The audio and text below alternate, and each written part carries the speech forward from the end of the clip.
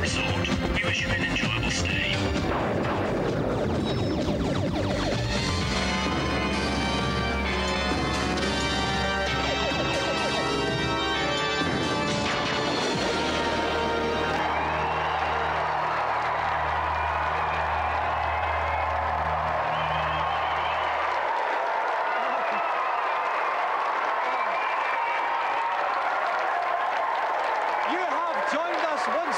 Gamesmaster's Not-to-Go holiday camp. I've just been up on the helipad where the North Sea breeze has blown in another whopping chopper full of guests. All of them are desperate to find out Gamesmaster's first challenge, so while I slip into something a little bit smoother, let's go over to the great man himself.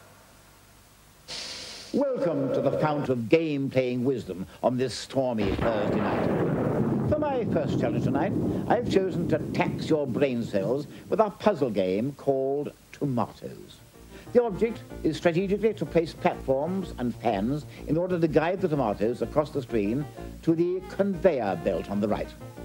Precision and coolness under pressure are very much in order for this challenge, particularly as I am only allowing 1 minute to complete the task. Good luck to you. Okay, well, we figured this challenge is quite easy, so what we're going to do is throw it out to one of our campers out here on the rig. So if anyone fancies the chances at the tomato game, please stick your hands in the air. Okay, we clear some of the smoke. Definitely not you. No, too ugly. What about up the top here? Yes, there's a woman there, a girl there with dark hair. That's right, you there, yes. If you'd like to make your way down, give a round of applause for our volunteer.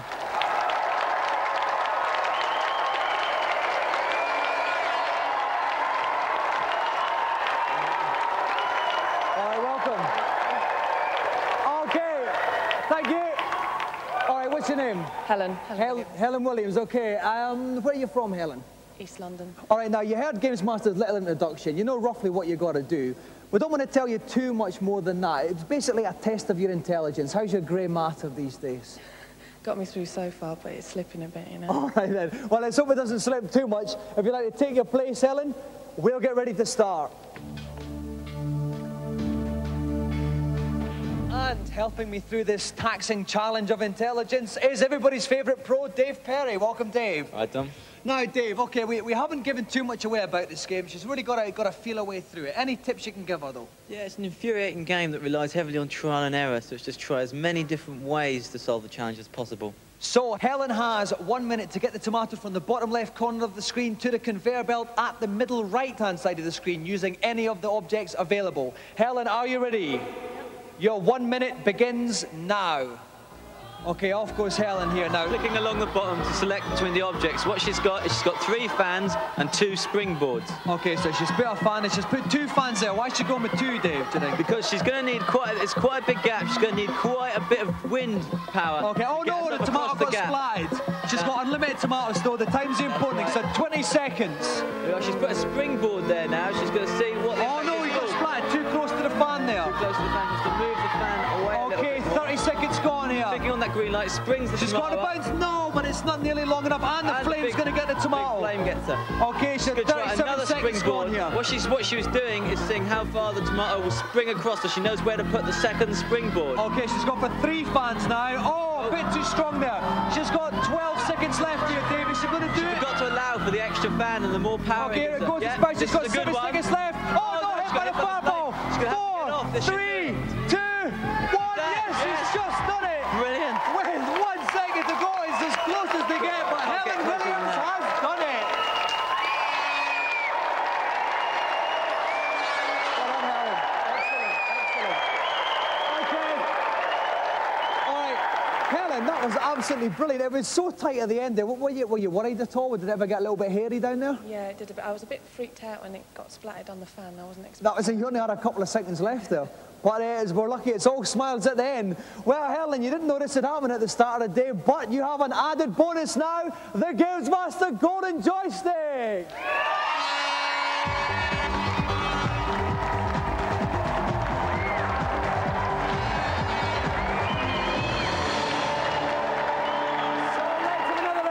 For a brilliant impromptu challenger, Helen Williams.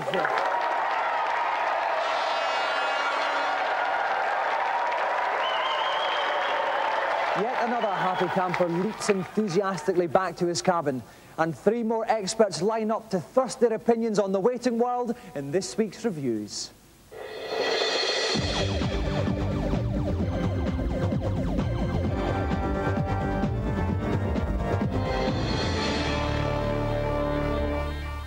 Video games have been around for so long now, we decided this week's category would be classic games. First up, Track and Field. The game that blistered many an arcade addict's digits comes to the Game Boy in a 7-event button battering situation.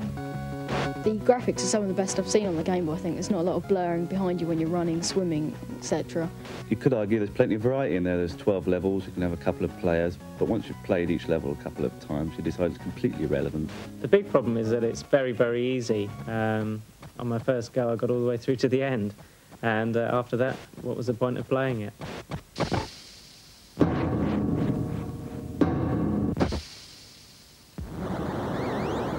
Next up, Drop Zone. The ancient Archer McLean C64 classic comes to the NES. It's a defender-style shoot-'em-up with infinite levels of increasing irksomeness.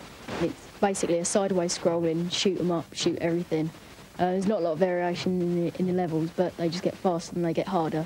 It's a sort of an old-style game. I mean, there's not, like, loads of variety in it, but there's something about it. It's really addictive. If you think you're a hard shoot-'em-up fan, then check this out.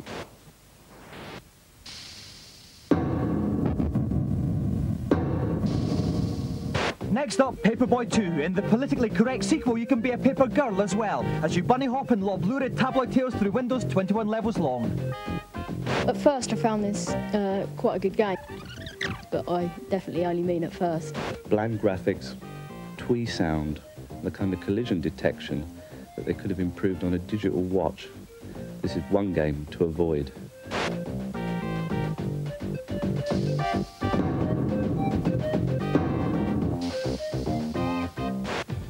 Now it's time for all viewers with handpiece problems to breathe a collective sigh of relief as we look at 4 of the latest innovative joysticks. First up, the creme de la creme of Street Fighter 2 controllers, the Top Fighter. This joystick's programmable, so I can activate the special moves just by touching one button. Here I'm doing Fireball, so Hurricane Kick, and there's Dragon Punch. This makes it far simpler, which is a great help. Next up, something to really get your hands around, the Free Flight. This is an analog joystick, so it gives you more control than a digital one would. They're calling it a virtual joystick because it's the nearest thing that you can get to real flying. The more I tilt the joystick to the right, the more it banks gradually to the right, and the same with if I do it to the left. The joystick's really brilliant to use, but I'm not too sure about the shape of it. It looks a bit rude. Finally, leave your hands free to wander with the Free Spirit. It's a joystick and a cap. If I tilt it upwards, I'll climb up, and down, I'll dive downwards. If people think flight simulators are dull, they're wrong. This cap makes it much more exciting. Once more, we serve up an intoxicating cocktail of opaque opinions and fulsome focuses, but these are a mere chaser to the full round of drinks that is the Celebrity Challenge. Hello again. For the evening's second challenge, we enter the disturbing, war-ravaged world of Contra 3. As machine gun-toting Rambo figures, our next competitors will need to get through the game's difficult first level without losing more than 4 lives. Show no mercy, and do watch your derrieres. For our Celebrity Challenge this week, it's Teen Pop sensation time again. We're very lucky to have the 4 Walthamstow wonders, Terry, John, Brian and Anthony. He's 17.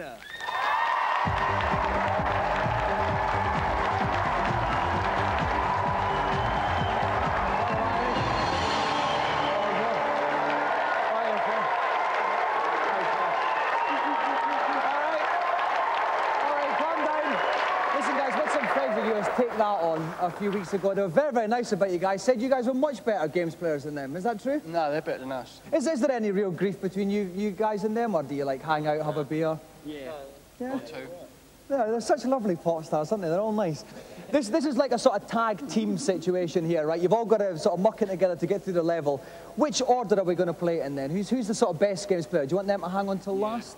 Hang on to last and worst first. So who's going to go first then? Who's the worst? You're the first then. We're going to have, what, will it be you then last then? Terry or? Yeah, Terry last. All right, Terry last.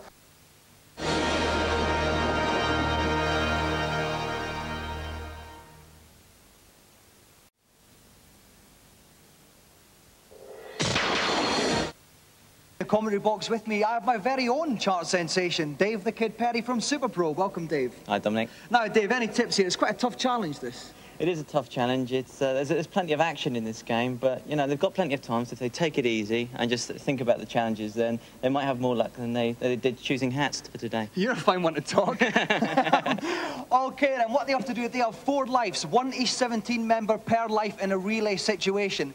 They've got to get to the end of the level and defeat the Guardian. Are you ready then, guys? Okay, Anthony, off you go. So Anthony's playing first. We can see him with a normal gun just now. The first thing to note is these robots in the air, when you kill them, you get little, like, eagles come down, and the letter on them denotes the kind of weapon you get. Now he's got a split gun. He's got a special three-way one there. He's ducking down there, Anthony. That's good tactics. He's got to watch this guy at the top here. Oh, no, Anthony's lost him. So he hands over to Brian now. Never a good idea to run into an android. All right. Now let's see if Brian does any better here. Oh, Brian just debated that bullet there. He's stuck down. Oh, no, Brian spotted as well. Which means he's handing over to John now. Brian was at a disadvantage because where the other one got killed, he lost the weapon, so he didn't have a good weapon. He avoided that bullet well. We could do with taking out one of these flying robots so he can get a stronger gun.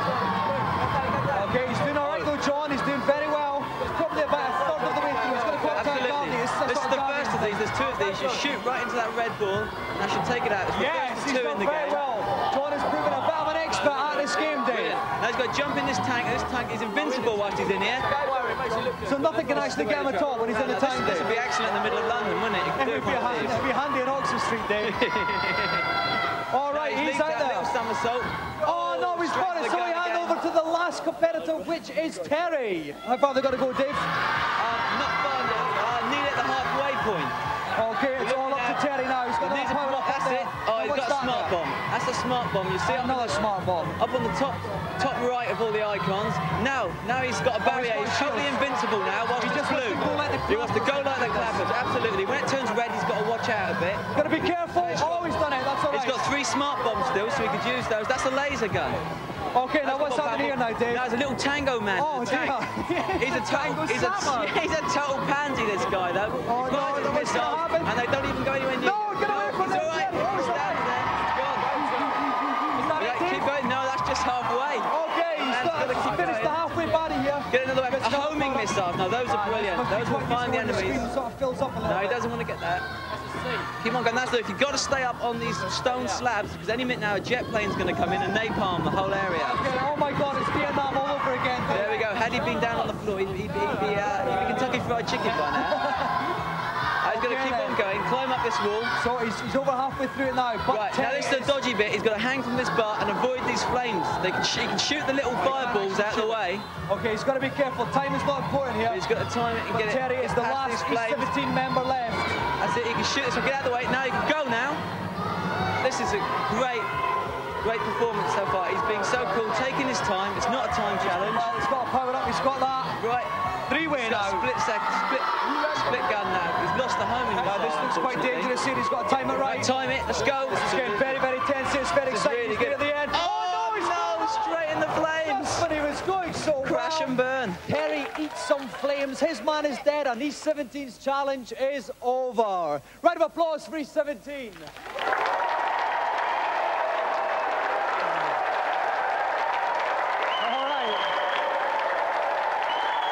Guys, it got very, very close towards the end. Talk us through it. Anthony, you were first up. Yeah, it just all come on top for me, really. It came from every direction, I think. Lots of noise and I couldn't concentrate and I just can't play it and I'm no good and I wish I never bothered. I'm sorry. All right. Now let's go to John. Any comments on your performance? Not really. Well, at this point, you were in dire straits, but I didn't even get a chance to push the fire button. I was dead before anything happened. That's why I was going to pass swiftly over that. But this is the man who got you out of it, really. Terry, what can I say? You got really, really close. What happened at the end there? I don't know. I had Anthony pushing the chair forward. I had Brian in my ear roll. I had John pulling me hat off. So, like, oh, well. I had everyone screaming, so it'll come. Oh, well, boys will be boys, eh? All right, well, listen, unfortunately, we can't give you the golden joystick, but I think there's someone who has a little bit of a surprise for one of you. Please welcome Auntie Marisha.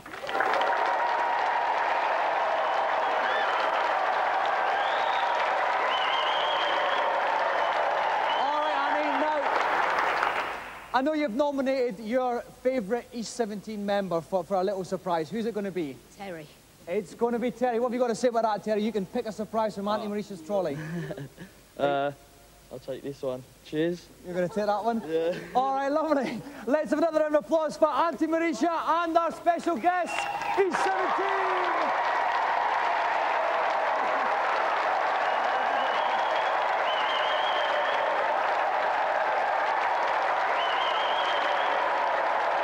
Tidy up this mess and lament the sad future of the British music scene, let's go over to Gamesmaster's consultation zone.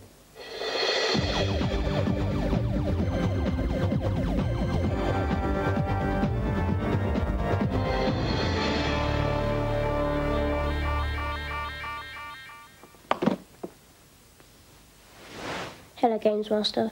Hello. And just what is your particular problem? I'm totally stuck on level 18 of pushover. Can you tell me the solution? When you enter the level, pick up the explosive tile nearest you and swap it with the tile on the platform below, so that the blank tile is now where the explosive one was. Let me see now. Yes, sir. Next, take the other blank tile from below and place it to the left of the tiles above. Now, all you have to do is to push them over and wait by the door that will lead you to the next level.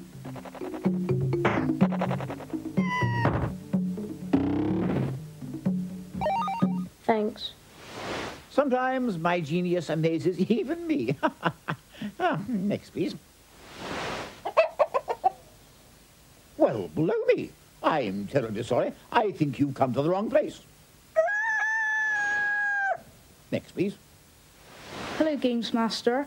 On Pinball Fantasies, is there any way I can make the game last longer? Always looking for shortcuts, eh? I suppose I might as well tell you. You'll find out sooner or later. When the game is scrolling down, showing you the table, quickly type extra balls for, you guessed it, extra balls. You should now be able to amass a truly whopping score. Great, thanks. That's all we've got time for tonight. But don't forget to keep the queries coming. Chrome Dome seems in fine fettle this evening. Before he hangs up his helmet for the night, let's go back to him for the final challenge. Back so soon? For the last challenge, I've opted for a good, old-fashioned bout of fisticuffs on Evander Holyfield boxing. The rules couldn't be simpler. The first knockout wins. Please ensure the Queensbury rules are strictly adhered to. For this pugnacious challenge, we are giving further proof that brothers and sisters don't actually get on. Please welcome Craig and Kirsty Monroe.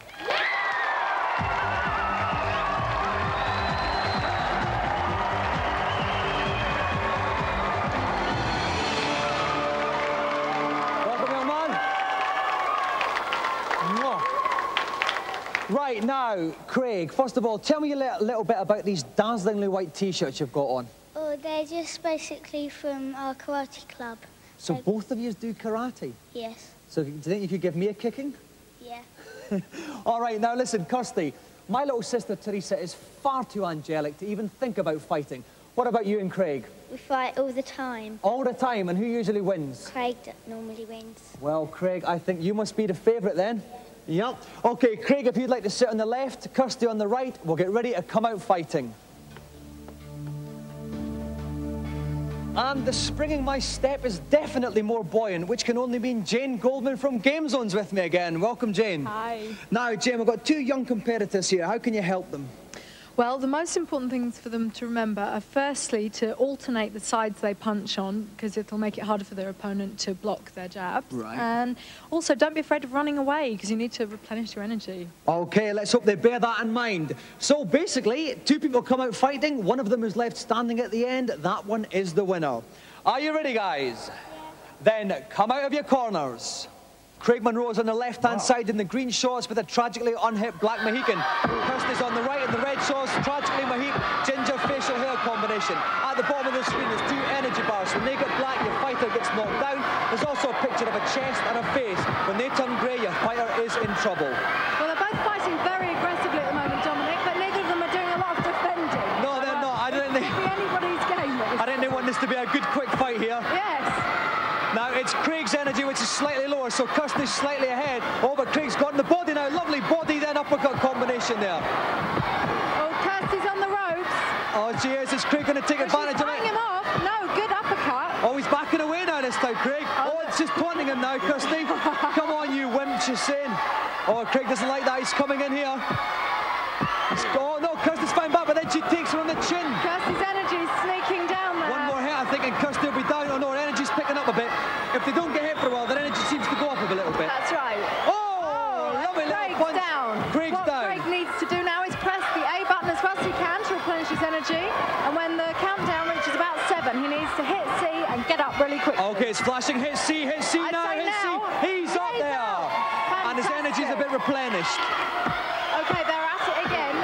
Now, we can also see on the heads at the bottom, they're going a bit grey. Kirsty's going with some good combinations there, Dominic. She is. That's causing the heads to go down. Oh, down goes Craig again. Now, he's going to have to get his energy up even higher this time because he's been hit down once already, Jane. Now, you see, if the bar doesn't get high enough, he just won't be able to get up. He's tapping it like crazy. It's not letting him press the C button yet. No, he's down. It's he's all not over. able to get up, which means that Kirsty Monroe is the winner with a knockout.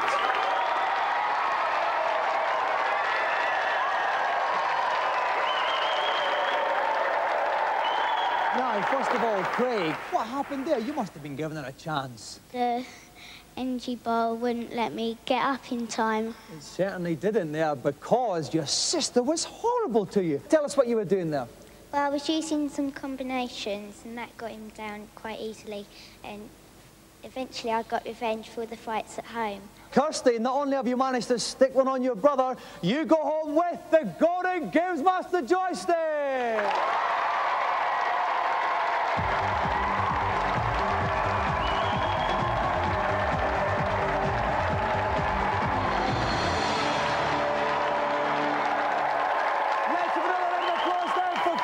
Kirsty Monroe!